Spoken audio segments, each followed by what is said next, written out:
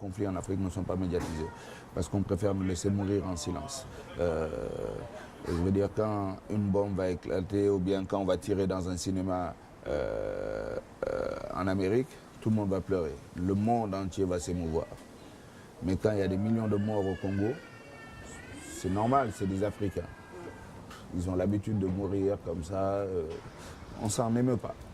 Quand en Casamance, des gens perdent les jambes dans des champs de mines qui ne sont pas fabriquées par des Sénégalais, soit dit en passant, parce qu'il y a un vrai marché des armes, un vrai marché des mines. Et c'est les gens qui sont au G8 qui vendent ces armes à ces Africains pour qu'ils continuent de s'entretuer, pour qu'ils puissent venir voler nos matières premières. Eh bien, on ne mettra pas la lumière sur nos conflits. Le conflit casamançais dure depuis plus de 30 ans et je pense que c'est too much. Et j'aimerais bien être témoin oculaire du moment où on décrète la paix. Donc c'est notre devoir d'en parler parce que je ne vais pas parler d'un conflit qui est jusqu'au Congo et oublier les conflits qui sont chez moi.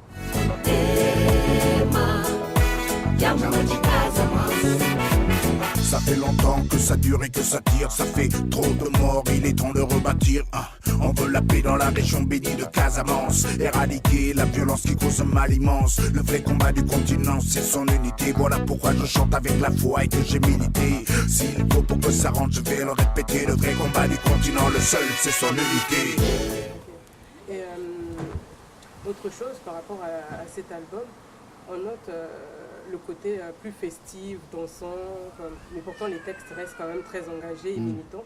Qu'est-ce qui vous a incité en fait à lancer cette coupure par rapport au rap conscient habituel où le son et les textes restent souvent très durs? C'est vrai que moi, je fais de la musique depuis officiellement 89. Et je me rends compte que si tu fais une musique qui ne fait pas bouger les corps, tu ne bouges pas les esprits. Et pendant longtemps, dans la musique dite consciente, on a loupé ça.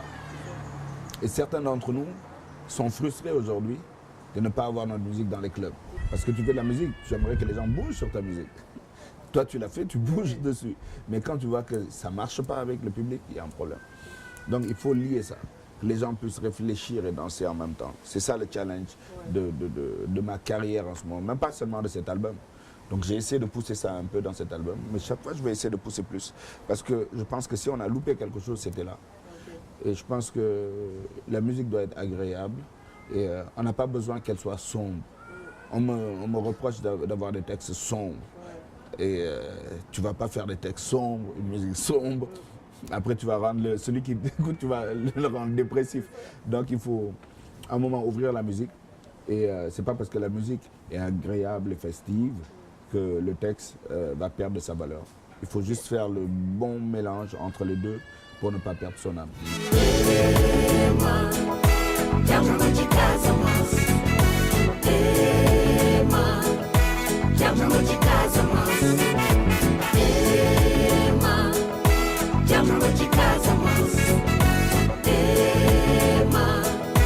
Diamond